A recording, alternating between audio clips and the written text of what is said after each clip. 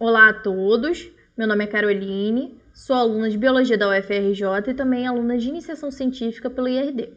Bom, esse trabalho foi feito em parceria com também aluno de Iniciação Científica, Matheus Rebelo do Nascimento, e assim, claro, com o meu orientador José Guilherme Pereira Peixoto.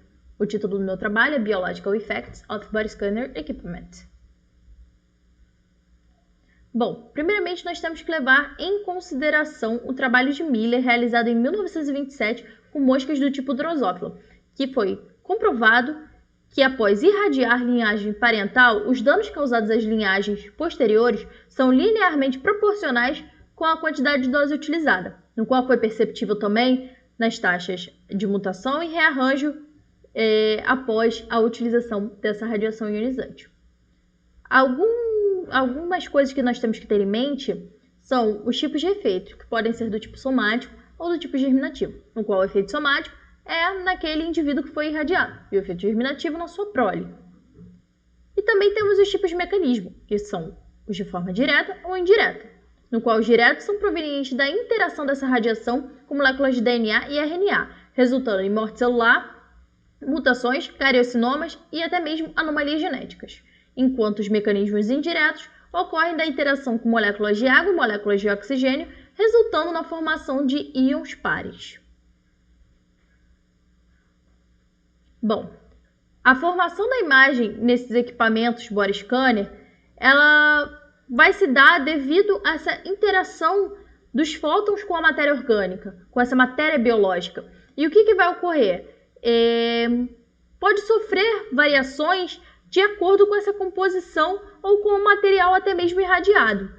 E alguns fatores podem contribuir também para essa dose que vai ser absorvida pelo indivíduo que está se submetendo a esse tipo de scanner, como, por exemplo, aumento de tensão, aumento de corrente e também fatores como prolongamento de tempo para exposição vão afetar na taxa de dose absorvida.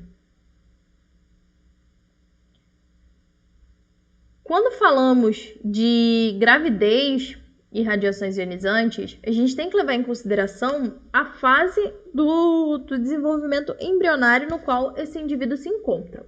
Bom, se ele se encontra no processo chamado cariogamia, que é a união de dois pronúcleos, ou em fases posteriores, que são a mórula e a blástula, vai haver falta de diferenciação celular dos blastômeros, que vão se encontrar em estado de totipotência. Isso pode acarretar numa morte pré-natal. E posteriormente a isso, nas fases gástrula e neurula, o que vai ocorrer? Por serem células um pouco mais especializadas, pode ocorrer a malformação fetal em doses de 1 Gray ou mais.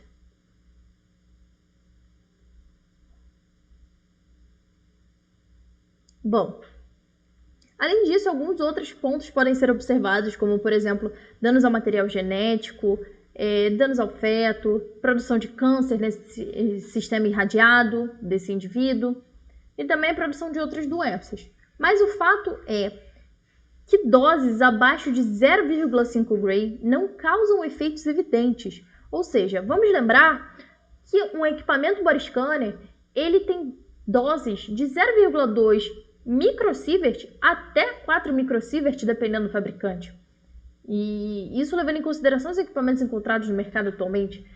Isso equivale a 2 vezes 10 elevado a menos 7 Gray e 4 vezes 10 a menos 6 Gray, o que é uma dose muito inferior à que foi supracitada.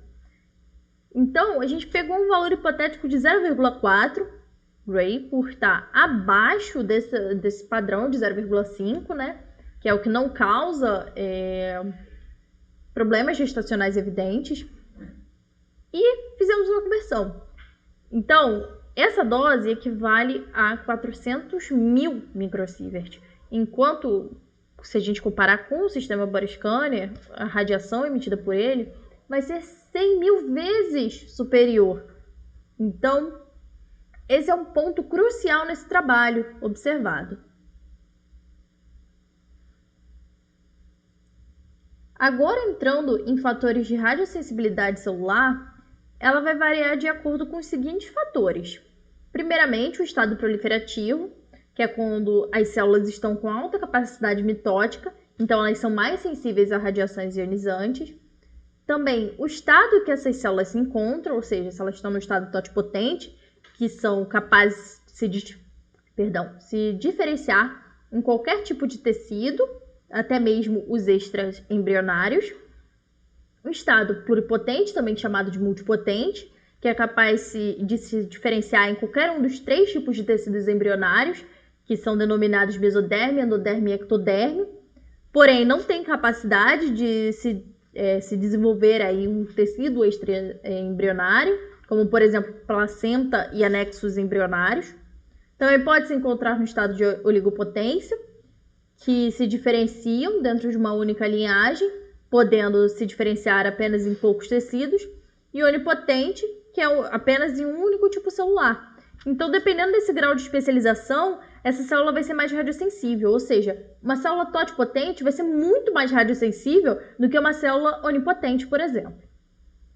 E também, outro fator de suma importância é o momento em que essa célula se encontra no seu ciclo celular. Então, se ela se encontra no momento G1 e S, ela vai ser mais resistente à radiação ionizante. Enquanto, se ela se encontrar no estado de mitose ou na fase G2, ela vai ser menos resistente, ou seja, mais radiosensível. Outro fator também muito importante a se avaliar é que, dependendo do grau de compactação cromossômica, vai ser um fator ainda de suma importância nesse momento, porque quanto maior a compactação cromossômica, mais difícil vai ser o acesso àquele material genético. Porque, basicamente, quando a célula está em processo de mitose, por exemplo, ainda na primeira fase, na prófase, começa a compactação cromossômica. Então, se a gente lembrar, durante o processo da prófase, algumas estruturas da própria célula são perdidas, porque não tem como ler aquele material genético, não tem como ler aquele DNA que está compactado dentro do cromossomo. Então, se torna muito mais difícil um reparo genético quando essa molécula de DNA se encontra nesse cromossomo. Bom, aqui nós temos alguns exemplos de anomalias relacionadas ao cromossomo também, quando levamos em consideração as radiações ionizantes, que elas estão nessas setas aqui vermelhas, quando tem um aumento do número de cromátides e até mesmo uma certa espiralização, nessa seta apontada aqui em azul.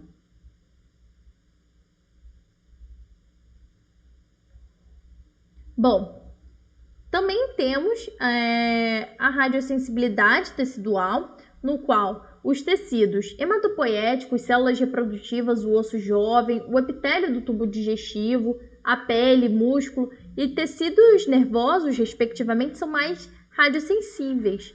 Então, o que vai acontecer? Quanto maior essa especialização dessa célula, menor vai ser a probabilidade da incidência por mosca de radiação. Então, são fatores inversamente proporcionais.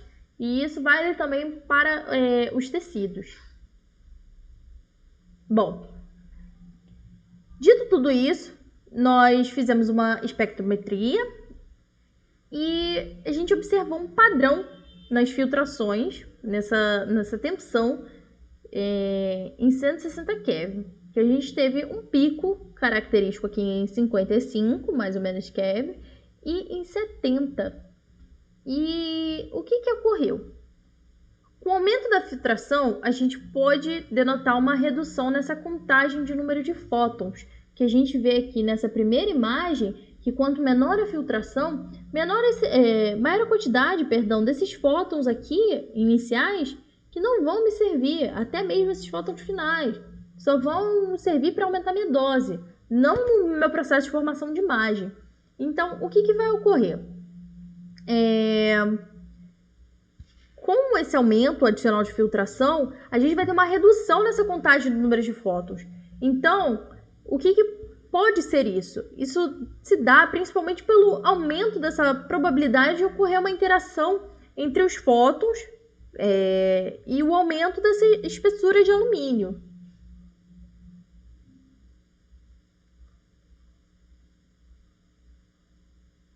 Com isso, o que nós podemos concluir? Que os sistemas Body Scanner, lembrando que todo esse trabalho foi feito levando em consideração apenas um único escaneamento, eles não apresentam os riscos significativos por terem uma radiação extremamente baixa.